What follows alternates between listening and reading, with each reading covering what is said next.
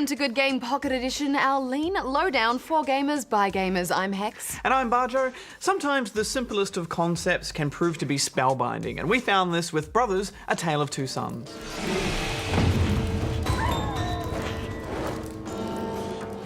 But first, a quick chat about another little game that really took us by surprise, and that's Disney Infinity. Can't you just smell the excitement in the air? Combining characters from Pixar films with big film licenses, Disney Infinity is a rollicking ride that's packed with creativity. A bit like Skylanders, the game relies on actual figurines, or as they're called, playsets. You drop the figures onto a platform and then they appear in the game. A big difference with Skylanders is that each character here has their own story campaign. This is just a taste of the chaos my friends and I are about to unleash on this city. Yeah, the Incredibles game, for instance, is essentially Grand Theft Auto with superpowers. It walks that perfect line of reckless destruction wrapped in a child-friendly setting. And then there's also Pirates of the Caribbean with naval battles. You won't be trying that again. And Monsters University. But the big kicker for me is the Toy Box mode, which mixes shades of Minecraft's world building and Little Big Planet's game creation tools. Yeah, it took me a while to get my head around how much you could build in the Toy Box. We should mention that buying the complete range of Disney characters is very expensive, but you don't need to do that to play through the whole game. There'll just be bits of the game you won't have access to. But if you are a completionist, you'll be looking at $300 to $400 to buy the game and all 17 launch figures. So parents, know what you're in for. I tell you, that gang's nothing but trouble. I think they thought hard about this, Hex, and the big difference between this game and its biggest competitor, which is Skylanders, is that the gameplay in Skylanders is so simple, and here it's got depth to it. I loved it. I gave it 9.5 out of 10 rubber chickens. Yeah, plus you can just bet they've got Star Wars and Marvel characters waiting in the wings to be rolled out over the next couple of years. I gave it 9 out of 10. And now for something completely different with Rise of the Triad. This is a reboot of the 1995 original, which was made by Apogee Software before they became 3D Realms. Despite the updated graphics, which do have a few rough edges, this feels very much like the frantic old-school shooters of the day. I do miss old-school Twitch shooters like this, but I did find the gameplay quite dated and frustrating, and I think if you are going to reboot something like this, you need to get on board with modern gameplay mechanics. I need backup. I gave it 3 out of 10. I was hoping the multiplayer would save it, and I did like that you could fly and also become a dog. But yes, the fun was short-lived, so I gave this 4 out of 10 rubber chickens. Moving on to Cloudberry Kingdom. This procedurally generated platform game adapts to your skill level as you play, unleashing an infinite number of levels. Stages consist of horizontally and vertically moving platforms, lasers, bounce pads, spike traps. It's all pretty standard stuff until the game's difficulty rears its ugly head and you crumple into some kind of controller hand seizure. As you complete levels, you'll unlock different characters and modes to run the gauntlet with, and this is where the game shows its real flair. Unique character designs make the game more than just a difficult platformer, such as this guy who controls time, and this one who shifts in size. There's also a free play mode and a feature that lets you design your own level and customize your character's abilities. This will keep people hooked for a long time, I think. I gave it 8. Yeah, if you like the punishing aspects of a game like Super Meat Boy and the challenge of Trials HD, then you'll get a kick out of it, so I gave it 8.5. Next, a puzzle game with balls. InFlux is an Australian-developed indie game that's all about a little ball from outer space that's crashed into a strange land. The puzzle solving is pretty straightforward. You usually just have to get an orange ball into an orange goal, and eventually they add in a green ball and a green goal. And you'll flip switches to change gravity and drag balls around until you get them there, at which point you're booted out back into the world. I'm not a huge fan in general of moving a ball around in a game. I just don't like the genre. It feels a bit boring to me, and I didn't enjoy this one at all, sadly, so I gave it 4 out of 10 rubber chickens. I do think it was cool that they tried to put these puzzle ideas into a game that looks this good, but yeah, at the end of the day, it just wasn't fun, so I gave it 4 as well. Shall we go read some questions at the Ask You? Yes, Let's go. my favourite thing to do. Good game. Before we get to the questions this week, last week we had a question about some great upcoming space sim games, and there's one we didn't mention. I'd like to talk about it, Hex. Oh yeah? It's called X Rebirth, and I have to say it looks pretty ambitious and very cool. Set to come out in just a few months, so it should be a nice one to tide us over until Star Citizen. Yeah, and it looks pretty slick, doesn't it? It seems like we're finally seeing a return of the long-lost space sim genre. But let's get on with some questions. We've got this one from Carl in Bunbury, Western Australia. Is there going to be a LA Noire follow-on, i.e. different era, city, yet in a similar style? Well, Carl, there's no LA Noire 2 in the works that we know of, but it's certainly a possibility. While the developer Team Bondi has shut down, the franchise still lives on with Rockstar, and they have said they'd like to do a sequel for it.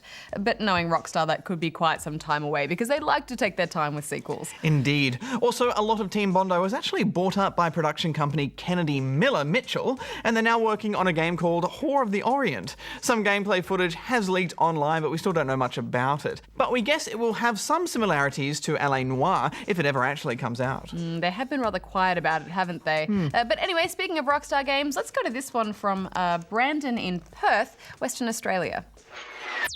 Is GTA 5 worth pre-ordering? Pre-ordering, the eternal question, Hex. Is it worth it?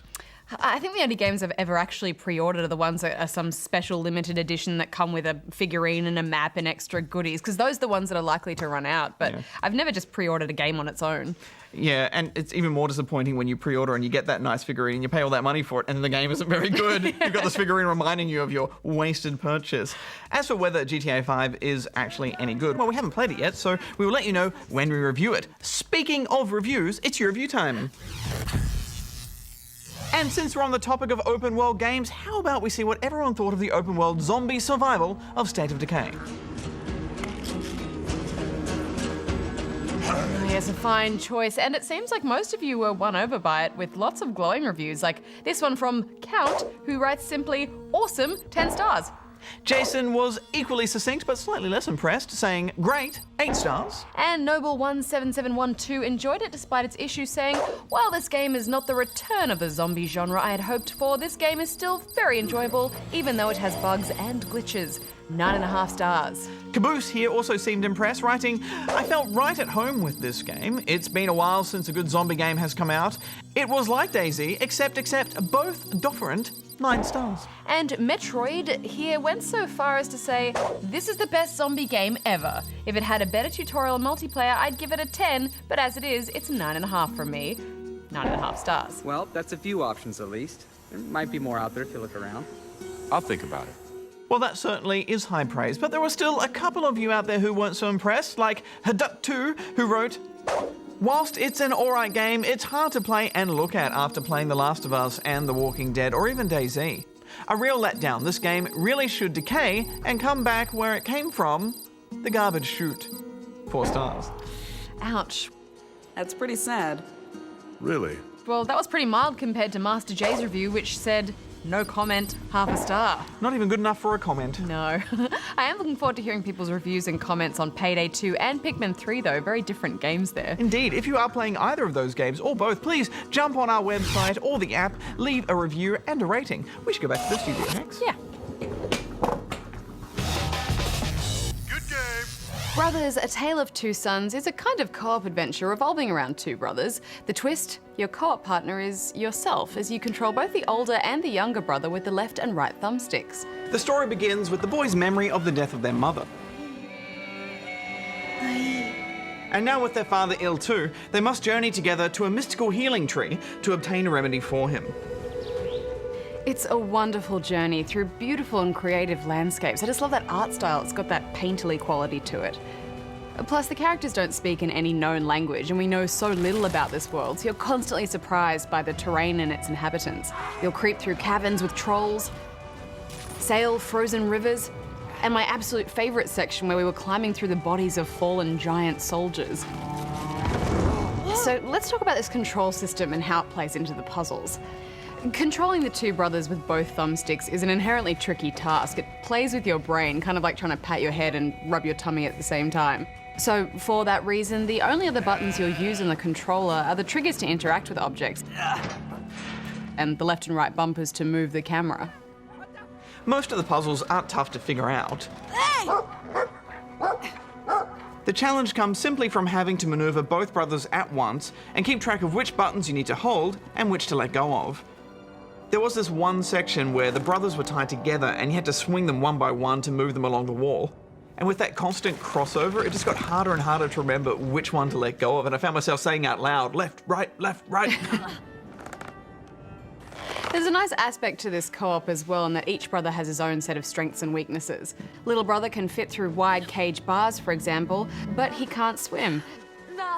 Big brother is stronger and can give little bro a boost when he needs it, as well as carrying his sibling through water. There's no button to fight. Your only options are to dodge and maneuver the boys through a whole host of dangers.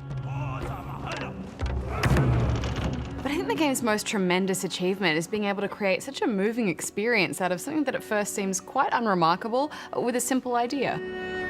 I found the story so affecting. You know, I got a bit misty-eyed towards the end, I'll admit. It is surprisingly moving, isn't it?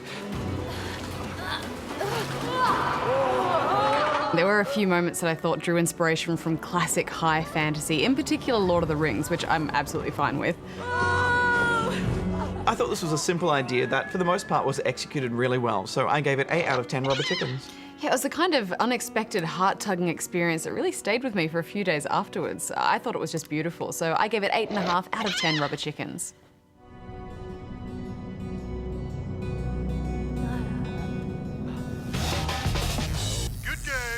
Well, that's all the time we have for this week on Pocket Edition, but don't forget you can watch regular episodes of Good Game Tuesdays, 8:30 PM on ABC2. And this week we have a look at the super sneaky stealth of Splinter Cell Blacklist.